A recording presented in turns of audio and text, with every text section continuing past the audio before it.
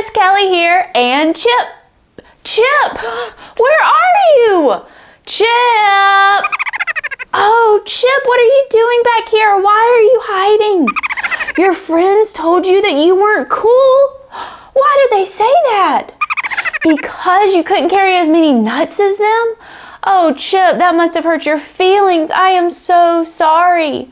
Have you had anyone hurt your feelings before? I have a friend, his name is Punchinello, and he got his feelings hurt a lot. And there's actually a story about him. In this story, You Are Special, it talks about Punchinello and him getting his feelings hurt, and it shows us what he did about it. Chip, do you want to learn about what you can do when you get your feelings hurt? Do you want to learn?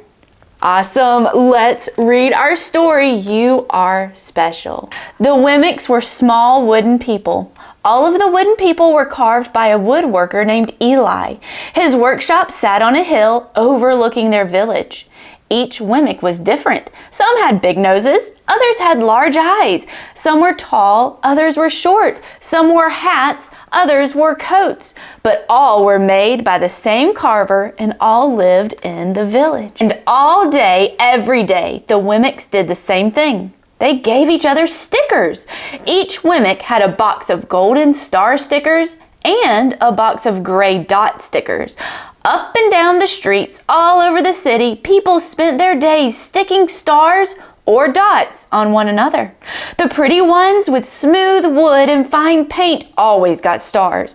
But if the wood was rough or the paint chipped, the Wemmicks gave dots. The talented ones got stars too. Some could lift big sticks high above their heads or jump over tall boxes. Still others knew big words or could sing pretty songs. Everyone gave them stars. Some Wemmicks had stars all over them. Every time they got a star, it made them feel so good. It made them want to do something else and get another star. Others, though, could do little, and they got dots. Punchinello was one of these. He tried to jump high like the others, but he always fell. And when he fell, the others would gather around and give him dots. Sometimes when he fell, his wood got scratched, so the people would give him more dots. Then, when he would try to explain why he fell, he would say something silly, and the Wemmicks would give him more dots. After a while, he had so many dots that he didn't want to go outside. He was afraid he would do something dumb, such as forget his hat or step in the water, and then people would give him another dot. In fact, he had so many gray dots that some people would come up and give him one for no reason at all. He deserves lots of dots, the wooden people would agree with one another. He's not a good wooden person. After a while, Punchinello believed them. I'm not a good Wemmick, he would say.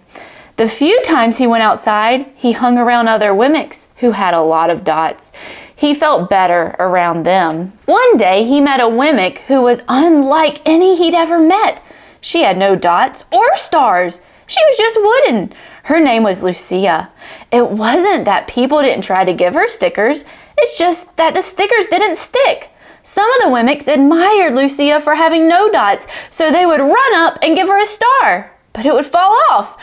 Others would look down on her for having no stars, so they would give her a dot, but it wouldn't stay either. That's the way I want to be, thought Punchinello. I don't want anyone's marks. So he asked the stickerless Wemmick how she did it. It's easy, Lucia replied. Every day I go see Eli. Eli? Yes, Eli, the wood carver. I sit in his workshop with him. Why? Why don't you go find out for yourself? Go up the hill. He's there. And with that, the Wemmick who had no stickers turned and skipped away. But will he want to see me? Punchinello cried out. Lucia didn't hear. So Punchinello went home. He sat near a window and watched the wooden people as they scurried around giving each other stars and dots. It's not right, he muttered to himself. and he decided to go see Eli. He walked up the narrow path to the top of the hill and stepped into the big shop. His wooden eyes widened at the size of everything. The stool was as tall as he was. He had to stretch on his tippy toes to see the top of the workbench. A hammer was as long as his arm. Punchinello swallowed hard. "I'm not staying here," and he turned to leave. Then he heard his name. "Punchinello?" The voice was deep and strong. Punchinello stopped. "Punchinello, how good to see you. Come and let me have a look at you." Punchinello turned slowly and looked at the large bearded craftsman. "You know my name?" the little Wemmick asked. "Of course I do. I made you." Eli stooped down and picked him up and set him on the bench. The maker spoke thoughtfully as he looked at the gray dots. "Looks like you've been given some bad marks." "I didn't mean to, Eli. I really tried hard." "Oh, you don't have to defend yourself to me, child. I don't care what the other Wemmicks think." "You don't?" "No, and you shouldn't either. Who are they to give stars or dots? They're Wemmicks just like you. What they think doesn't matter, Punchinello. All that matters is what I think, and I think you're pretty special." Punchinello laughed. "Me? Special? Why? I can't walk fast. I can't jump. My paint is peeling. Why do I matter to you?" Eli looked at Punchinello. He put his hand on those small wooden shoulders and spoke very slowly. "Because you're mine. That's why you matter to me." Punchinello had never had anyone look at him like this, much less his maker. He didn't know what to say. "Every day I've been hoping you'd come," Eli explained. "I came because I met someone who had no marks," said Punchinello. "I know. She told me about you."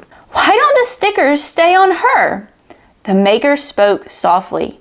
"Because she has decided that what I think is more important than what they think. The stickers only stick if you let them." "What?" "The stickers only stick if they matter to you. The more you trust my love, the less you care about their stickers." "I'm not sure I understand." Eli smiled. "You will, but it will take time. You've got a lot of marks. For now, just come to see me every day and let me remind you how much I care."